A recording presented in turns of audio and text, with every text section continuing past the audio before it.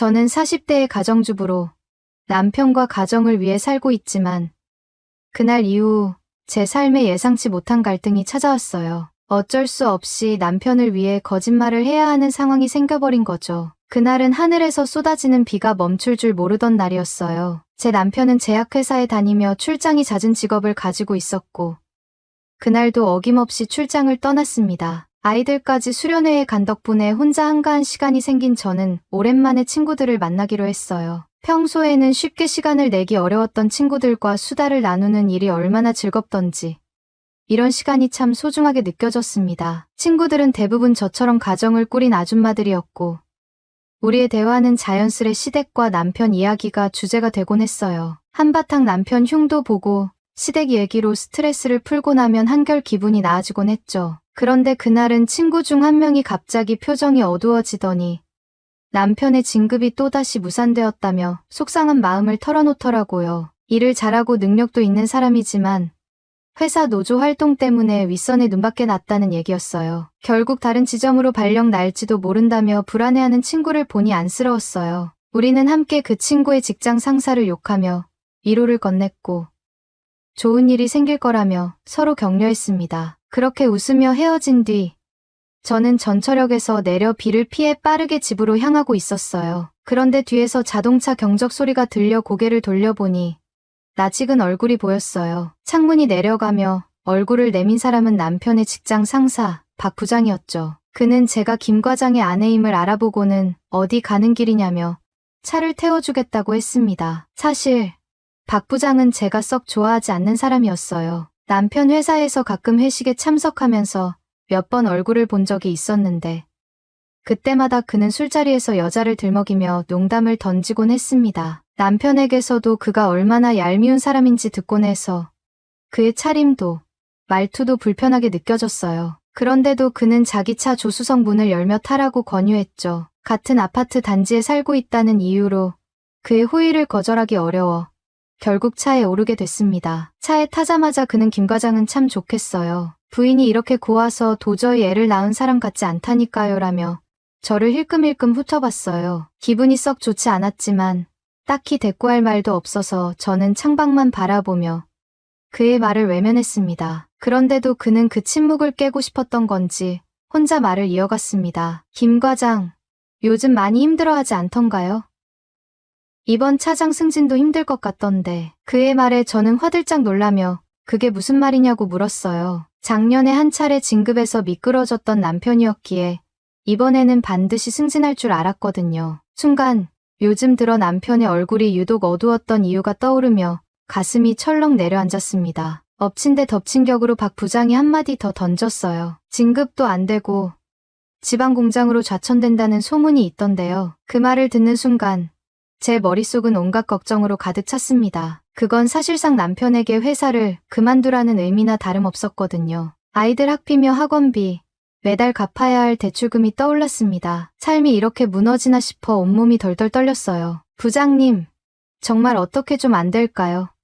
저는 거의 애원하듯 물어봤습니다. 차장 승진 못 되는 건 그렇다 쳐도 지방으로 가는 것만은 막아주실 수 없나요? 박 부장은 여유로운 얼굴로 저를 힐끔 쳐다보며 대답했어요. 저도 백방으로 김 과장을 위해 노력 중이에요. 그런데 쉽지 않네요. 다음 주에 전무님께도 한번 정식으로 말씀드려볼까 생각 중입니다. 그의 말투는 마치 모든 결정을 자기가 쥐고 있는 것처럼 느껴졌어요. 그의 입김이 이 상황을 바꿀 수도 있다는 생각이 들었고 저도 모르게 그의 말을 신경 쓰게 됐습니다. 하지만 남편은 고지식한 성격에 이런 상황을 대처할 능력이 없었어요. 주변에 도움을 줄 만한 사람도 딱히 떠오르지 않았죠. 지금 이 위기를 넘기려면 제가 나서야 한다는 생각이 들었습니다. 남편이 이 일을 혼자 해결하기엔 너무 벅차 보였거든요. 그렇게 복잡한 생각에 사로잡힌 채 집 근처에 도착했습니다. 아파트 단지 입구를 들어서면서 저는 어느 정도 마음을 굳히게 됐어요. 부장님, 시간 괜찮으시면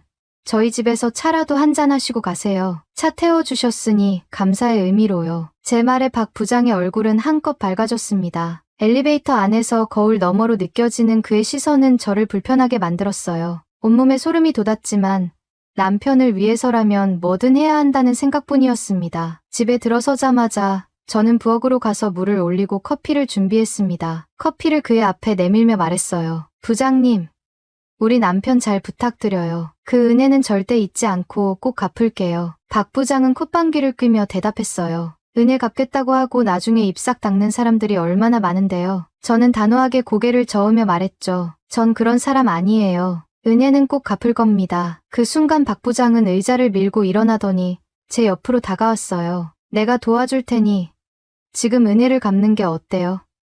그의 말에 머리가 하얘졌습니다. 순간적으로 뒤로 물러나고 싶었지만 그의 행동에 압도되어 꼼짝도 할 수 없었어요. 숨이 턱 막힌 채 저는 그가 말한 조건에 그저 고개를 끄덕일 수밖에 없었습니다. 저는 속으로 울며 눈을 질끈 감았습니다. 남편의 진급과 우리 가정을 지키기 위해 저는 제 자존심을 내려놓을 수밖에 없었습니다. 박 부장은 천천히 일어나더니 다가와 제게 말했습니다. 이런 기회는 흔치 않아요. 내가 도와줄 수 있을 때 손을 잡아야 하지 않겠어요.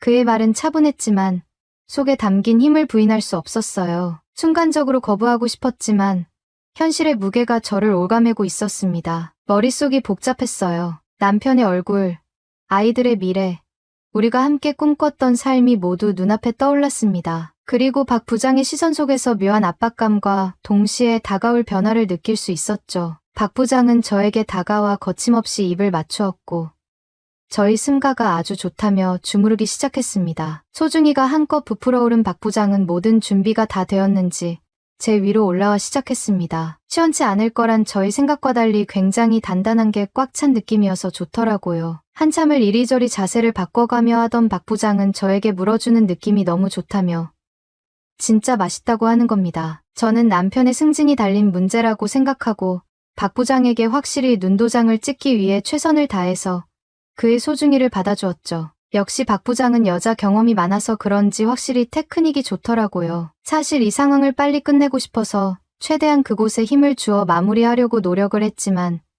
오히려 제가 먼저 오 선생을 느끼고 말았습니다. 이 사람은 도무지 끝낼 생각을 안 하더라고요. 그렇게 3번의 오 선생을 느끼고 나서야 그 시간이 끝나더군요. 박 부장은 김 과장은 좋겠다며 자기 아내가 이렇게만 해주면 평생 밖으로 돌지 않고 매일 일찍 집에 들어가서 아내를 이뻐해 줄 텐데라고 하더라고요. 땀 범벅이 된 박 부장은 머리를 쓸어 올리며 일어났고 저는 다시 한번 입술을 깨물고 남편을 꼭 부탁한다고 했습니다. 만약 일이 잘못돼서 남편이 지방으로 쫓겨나기라도 한다면 그를 절대 가만두지 않겠다고 속으로 이를 갈았습니다. 그날 이후로 박 부장은 인사 발령이 있기 전까지 몇 번 더 관계를 요구했고 몰래 모텔에서 만나서 온몸이 땀에 젖을 정도로 격렬하게 뜨거운 시간을 보냈습니다. 모든 일이 일상으로 돌아온 어느 날 남편이 꽃다발을 들고 환한 얼굴로 집에 들어왔습니다. 한껏 들뜬 목소리로 여보 나 승진했어라며 기쁜 소식을 전하더라고요. 남편은 드디어 차장으로 진급이 되었죠. 그 순간 머릿속으로 스쳐 지나가는 사람이 있었습니다. 바로 박 부장이었죠.